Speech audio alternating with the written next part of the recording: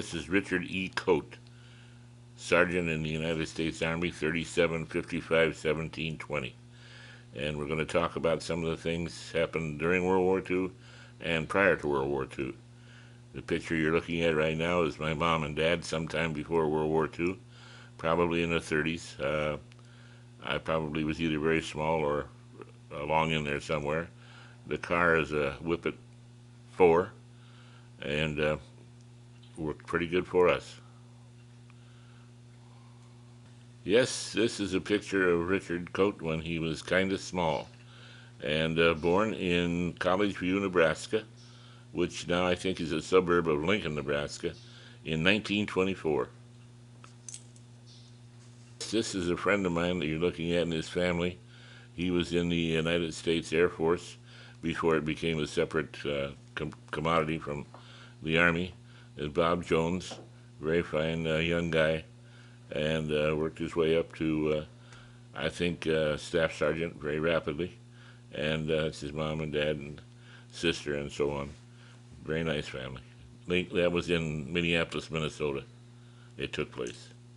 This young lady is Anna Olivia Engstrom. Met her at Sears Roebuck. We were both working before the war for Sears and going to high school. And we had a very romantic time. We sent letters back and forth through the entire thing.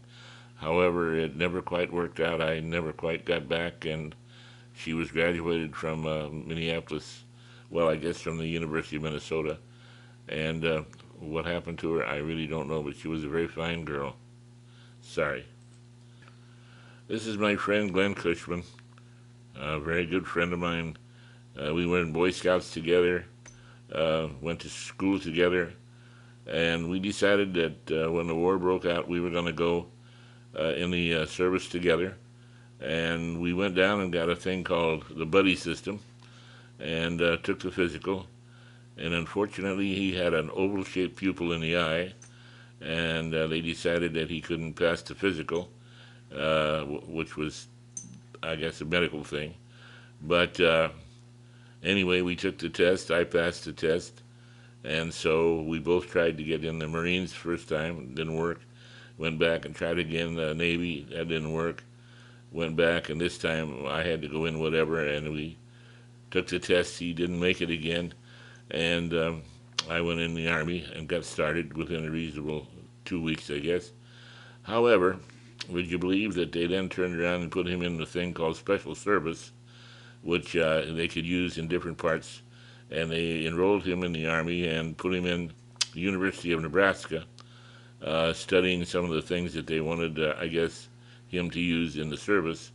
However, after the Battle of the Bulge, apparently they decided some of those special service people who would have to go in the service, which actually in the Army part, and so he was sent as a replacement after he took some training, going into Europe.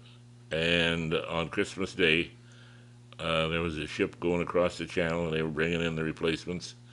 And unfortunately, we're not sure what happened, whether it was a bomb, a torpedo, or a mine. But anyway, 800 of them lost their lives, including him, a good friend. There's Anne Olivia Engstrom, one more time, the lovely girl from Minneapolis, Minnesota, graduate of the University of Minnesota. I don't know what she specialized in at the time. I did, but sort of forgot it. But she was a very wonderful girl, and we thought we'd get married, but never quite worked out because I guess I was the one that couldn't find a job and get going. My fault. This is my mom and dad and my cousin. His name was Lincoln Coate, and of course Dad was Ernest and Pearl Coate. And Lincoln was on the pocket aircraft carrier called the Kitkin Bay, and came to see the folks every time they came in, either San Francisco or down to San Diego. And they tried to show him a good time and encourage him a little bit. He was a signalman. Got sort of down on it because he saw 500 body bags go on the ship, and he was kind of thinking of maybe he could do something else, but My dad said, stick in there and get it over with. You're going to do all right. And he did. Went back to Chicago and got a very nice job and did very well. This is the Sturgis family. The taller of the boys is Bob Sturgis, who became a doctor, family doctor, and his brother Richard and his sister Lillian. And went to the same church together, same school, and got to be very good friends. Um, Bob and his sister did very well. She became a registered nurse. Bob became a doctor. Richard couldn't quite make it. He had an eye problem. Believe it or not, somebody put his eye out with a rubber band when he was a kid in one of the grade school things, shooting him around and shot him in the eye. And when he got into trying to become a doctor, couldn't pass enough stress on just one eye to do all the stuff he had to do on microscopes and so on. So had to give it up and became an insurance man. But a very nice family, wonderful. His dad was a doctor, mother was a registered nurse, sister became a registered nurse, and he, of course, became a family doctor. Bob did, the big one. Nice family. This is Everett Polson. He was a friend of ours. He was a little bit older than we were. Most of us went in at about 18. He was about 21, 22 when he went in. But he apparently in the Army Air Corps and did become a pilot and did survive the war and apparently did very well. I didn't see him after the war, but talked to some of the guys I knew in Minneapolis, and they said he was doing fine and planned to get married and the whole thing. Good guy. All right, this is my sister and her husband. She married a young man by the name of Eldon Pettigrew, and that's Ernestine, my sister. And their first baby, which was Karen.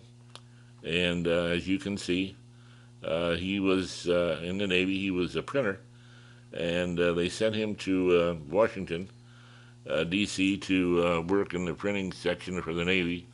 And he did that through the entire war. And then when he got his discharge, they asked him if he wanted to maintain the job because they needed printers. And he said yes, and so basically retired doing that after about, I guess, 25 more years. And my sister, Ernestine, she still lives there, and her daughter is living in Sacramento. She has one more daughter, but a very nice young couple, and very pretty she was. That's me before I went in the service, and that's Eldon, became my brother-in-law. And as you can see, Eldon is already in the service and getting ready to go to Washington because he worked in the printing there section. And he was a printer in Minneapolis at the time and knew what he was doing very well. And as you can see, I've got on my Sunday best there. And he's already got his summer uniform on. And we'd been at church, I think, and in dinner and so on. But we had a good day. How tall are you? I was about 6 foot. He was not quite that tall. Do you remember how much you weighed? I weighed 160 pounds when I went into service, and after I got through with the training 14 weeks and doing the 800-yard runs through the courses, I was down to 135. And through the war, I stayed around 100 and I guess 40, 145 for the most part, yeah. All right, that's Private Richard E. Coate in Texas. Right after or during training, I was trained down at, it was called Camp Hood in those days. It's now Fort Hood, a tank destroyer unit. And it was a 14-week thing, came down from Minnesota after a week and got my uniforms and went into training down in Texas. And after we got trained there and found out how easy it was to knock out a tank, I was then transferred to a 3rd Cavalry unit, which was a tank unit for me, and remembered how easy it was to knock out tanks and found out later it was for them, the enemy. But however, we had our picture taken with a background. You can see, looks sort of tropical, but believe me, it was good old dry Texas, close to Camp Maxey, which is close to Paris, Texas. believe it or not, there is a Paris, Texas. Interesting place. Yeah, that's Eldon Pettigrew, who's turned out to be my brother-in-law. He's got his winter uniform on, as you can see, and in Minneapolis, snow on the walk there and so on. He came and visited us twice, and then my sister went to Washington, got a job in the bank, and they got married and started their family. And my other sister had gone to Washington, Catherine, and she was working for a admiral. She was a good secretary. She had been the, I guess, leading, well, they called her for Sears Roebuck there in Minneapolis. She worked as sort of a person that tried to smooth out problems from people who ordered things and were disappointed and so on. And so she would write a letter and sort of say, I'm sorry about this and so on. So basically, that was her role there. She had a very good job in Washington, and they stayed there for quite a while, and she married a fella that was in Washington during the war, worked for the government as well, Charles. And so both of my sisters were in Washington, or close to Washington, D.C. during the war. This is a friend of mine in Minneapolis, and Everett was a really nice guy. We went to the same church together, and also went to same school together. And in those days, the boys wore ties and sweaters and suits and all that sort of thing. And we had a very good time. He, I think, went to work for one of the factories and did not have to go. He had a minor problem of some kind physically, so he didn't have to go into combat, but he did a lot to help in doing work at home. And saw him briefly when he was out in California on a trip, stopped by, and we had a good time, but couldn't quite exactly talk what happened between, because he did one thing and I did another thing. But that's where we are, in good old Minneapolis, one more time.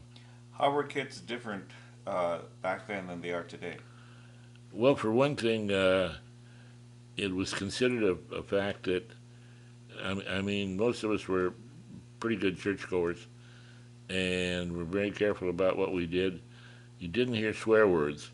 If you heard that one word, you kind of tended to stay away from that person. And there wasn't any drinking that I knew of from the kids who went to high school and stuff. And there weren't many kids with cars. Everybody had either walked or took a bus or had a bicycle. And if you took a girl out, you weren't thinking about anything but maybe dancing, having a good time, and maybe holding hands. A kiss was out, just a big day. That was all you could expect, and all you did expect, because we knew that if a young lady became pregnant in those days, it was a kind of a black mark against them, and very often led them to do a lot of things, I guess, individually, and found it hard to get married. So it was not the same kind of thing, much more refined in behavior. This is my sister Catherine. She is the one that married Charles Dreyer, and she was the one that got me a job over at Sears Roebuck during the war. She was worked in the office and knew a lot of the managers, and they were taking a lot of guys, of course, off of the jobs and putting them in the service, being drafted. And so she got me a job over there, and I'd work after school, and on Thursday night I could work until 8 o'clock, and Saturday put in 12 hours, special orders, and that sort of thing.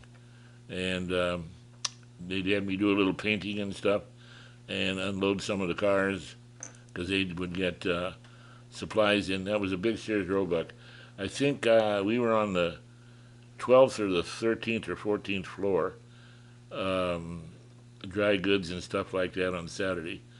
And those are special orders, and we would send them down a slot thing and they could be picked up down in the lobby of the theater, of the business. Sears, it was a whole block that they had there, big place. But she was the senior correspondent to answer problems like something happened that wasn't right. She would write and tell them, what can we do to help you and so on. Very nice girl. What year did you work? See, I worked there from 1940 till 41, and that was it. When did you get called in? I didn't get called. When did you go in? I went in 43. Actually, 42 we started, but Glenn and I were trying to do that brother thing, Mm-hmm. and it didn't work out. So finally went in 43.